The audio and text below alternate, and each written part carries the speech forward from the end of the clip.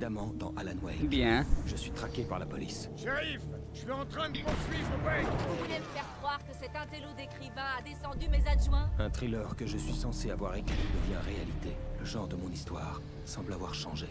Il s'agit désormais d'une histoire d'horreur. On m'a dit qu'Alice avait été enlevée. Mais c'est faux. On n'a pas sa femme.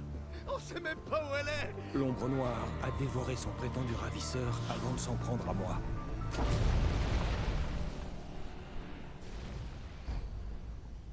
Épisode 4, la vérité. Alan, chut, bébé. C'était juste un cauchemar. Alice. Détendez-vous, Alan. Hartman, je suis tombé. J'ai dû vous donner un sédatif. Ne luttez pas. Vous venez tout juste de faire une autre crise. Quoi? Pour l'instant, il est très important que vous restiez calme. Il ne faudrait pas risquer une rechute. Vous êtes un patient de ma clinique et depuis un bon bout de temps. Le décès de votre femme a déclenché vos troubles mentaux. Vous mentez. Vous souffrez de multiples symptômes de schizophrénie indifférenciée. Tout va bien, Alan.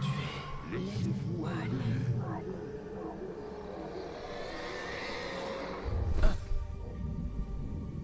Je comprends plus rien là.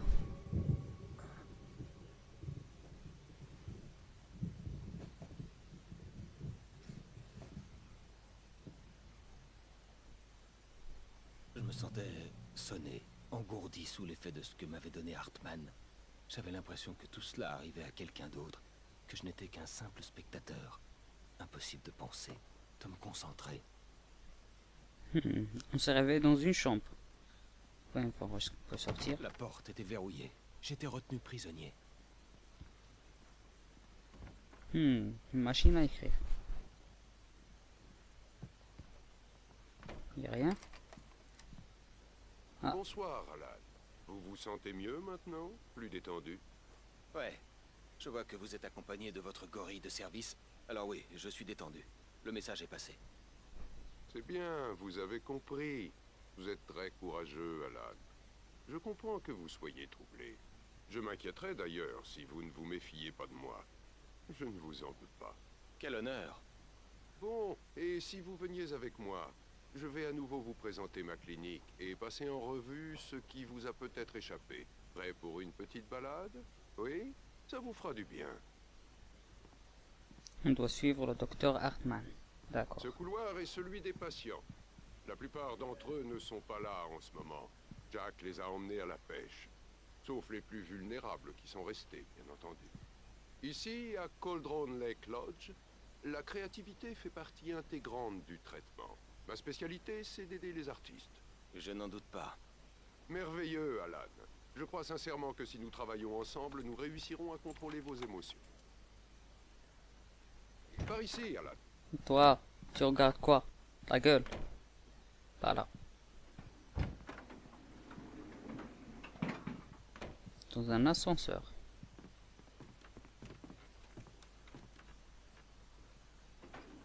Écoutez, Alan, mon expérience passée avec vous m'a appris qu'il fallait percer l'abcès le plus vite possible après une crise. Alors, je préfère vous le dire. Alice est morte. Non.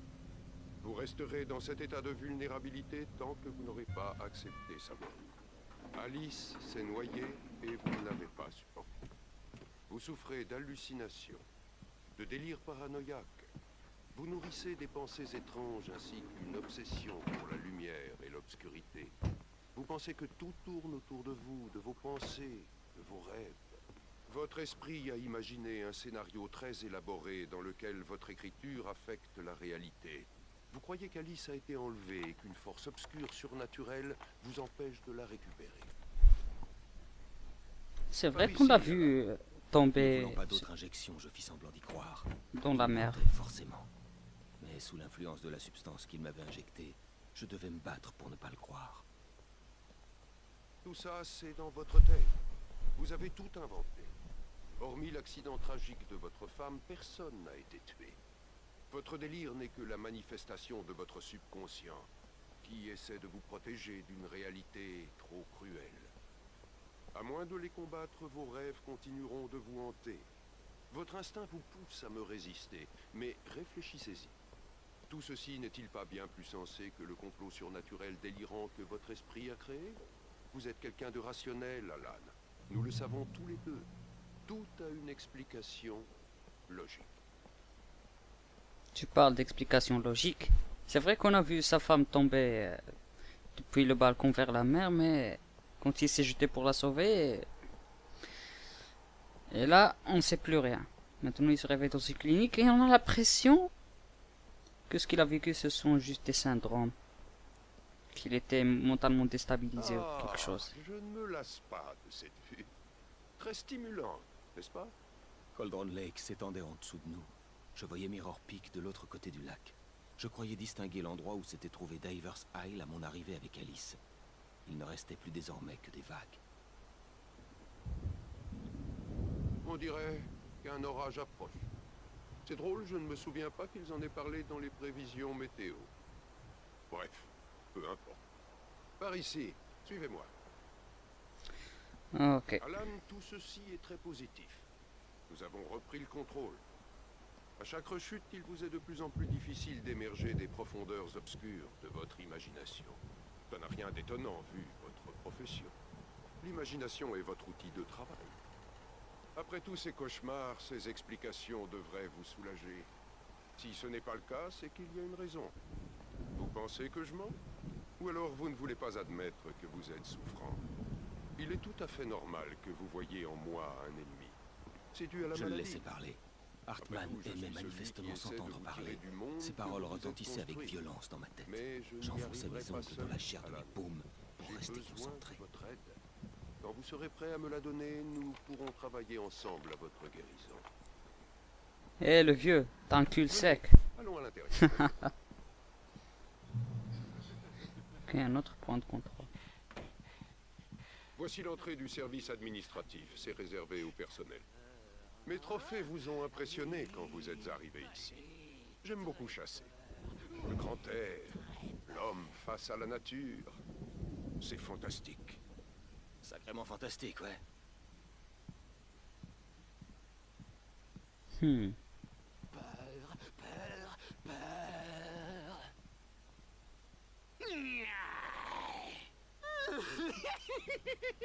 Emerson.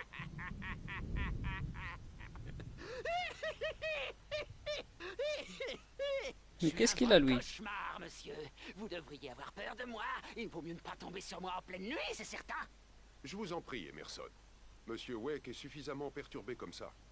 Ouais, vous voulez que je parte parce que vous avez peur, mais on choisit pas quel genre de rêve on fait, ni quand on les fait. Emerson, Ok, désolé. Bouh. c'est Emerson. Je dois dire qu'on fait des progrès avec lui. J'en suis ravi. C'est un créateur de jeux vidéo. Des bêtises sans conséquence, mais ça nécessite néanmoins une once d'effort créatif, ce qui le rend réceptif à ma méthode thérapeutique.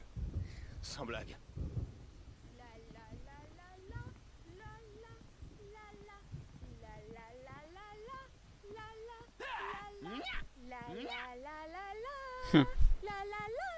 Venez, Alan. Ils sont tous des malades. Bien. Vous avez sans doute remarqué la machine à écrire dans votre chambre. Vous vous êtes mis à écrire dans le cadre de la thérapie. Continuez dès que vous vous sentirez d'attaque.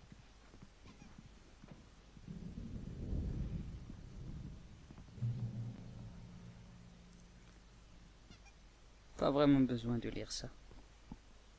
Allez, on entre. Mes rhumatismes se réveillent. Mais Une tempête approche. Ah, et je quelle me souviens tempête. de... J'espère qu'elle effacera cet endroit de la surface de la Terre. Et nous avons là les frères Anderson, Odin et Thor. Ils avaient, comment dire, un groupe de heavy metal dans les années 70 et 80. Les Old Gods of Asgard. Ils ont même changé de prénom pour parfaire leur image de dieux vikings. Après la séparation du groupe, ils se sont installés dans une ferme, non loin d'ici. À vrai dire, ils ont atteint un stade de démence avancée. Ici, ils sont bien traités et reçoivent tous les soins nécessaires. On ne peut rien faire de plus. Je crains que leur style de vie rock'n'roll n'ait laissé des séquelles. Oh, c'est gênant. Désolé d'interrompre notre conversation, Alan. L'électricité nous joue des tours. Je vais y jeter un coup d'œil. Nous continuerons ensuite. Pendant ce temps, quand vous vous en sentirez capable, regagnez votre chambre et essayez d'écrire. C'est la meilleure chose à faire. N'est-ce pas? Tu parles. J'aimerais lui exploser la tête à coups de marteau. Je suis d'accord avec toi. Il nous voler nos secrets, mais il sait rien du tout. Il n'est pas assez cinglé. Hein? Pas aussi cinglé que nous, fiston. Ouais! Car il faut absolument être fou, fiston. Comment ferait-on sinon pour comprendre un monde aussi cinglé? Il faut être fou pour connaître la folie. C'est le truc le plus sensé que j'ai entendu ici. Oui. Zane, t'es un type bien, Tom. Eh, on l'aime bien, hein, frérot? Il faut qu'il aille à la ferme. La ferme des Anderson.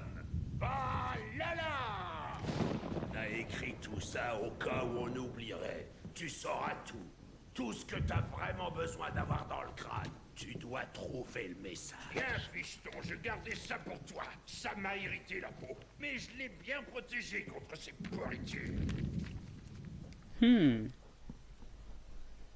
nous ont donné un manuscrit. Voyons voir. Les écrits de l'assistant de Thomas Zane. Zane sentait les poèmes prendre forme et modeler des choses. Tandis qu'il écrivait, il s'imaginait qu'il pouvait presque sentir la puissance dans les touches de la machine à écrire. Cela le grisait, mais l'effrayait aussi. Si son jeune assistant, Émile, n'avait pas été là, il aurait abandonné. Mais Émile sut le convaincre. Lui aussi savait s'y prendre avec les mots. Intéressant. L'esprit où, du point de vue d'Hartmann, je plongeais à nouveau dans la folie. J'étais persuadé qu'il me mentait, et ce de A à Z. Fou ou non, les frères Anderson me paraissaient plus sensés.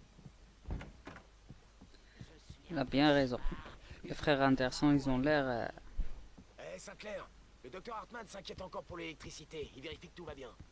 Ouais. Allons-y. Heureusement qu'il est pas du genre à paniquer pour rien.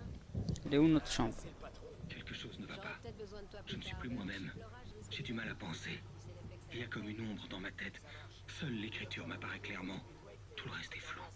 Je suis prisonnier de ce chalet depuis 4 jours, mais dehors tout n'est qu'obscurité. Mon éditeur est réel, je l'ai revu. Elle n'est pas humaine. Ce n'est pas humain. Une ombre noire a pris l'apparence de cette vieille femme. Elle est constamment enveloppée d'ombre. À la place de son cœur, il n'y a qu'un trou béant. Waouh. Je crains d'avoir commis une terrible erreur. J'en suis toujours au même point. Cette chose m'a menti. Elle s'est servie de moi pour obtenir l'histoire qu'elle désirait, et l'histoire deviendra réalité. Waouh. Ça fait peur. Hartmann nous avait prévenu que le courant était capricieux. Cela expliquait la présence du générateur et de la lampe sur le balcon. Le générateur n'avait pas été activé, et il n'y avait pas de clé. Eh, Wake, et si vous essayiez d'écrire un peu pour faire plaisir au docteur Hartmann? La machine à écrire est dans votre chambre. Allons dans notre chambre. L'éclat de la feuille de papier vierge face à moi me fit mal aux yeux. Mes mains se mirent à trembler violemment. Que tout le monde se calme. Posez ça. J'ai besoin d'aide. Eh, Wake, restez ici. Je vais voir un peu ce qui se passe. Continuez ce que vous êtes en train de faire et restez cool, ok? J'ignorais quelle était la cause du chaos ambiant, mais c'était peut-être ma seule chance de sortir d'ici.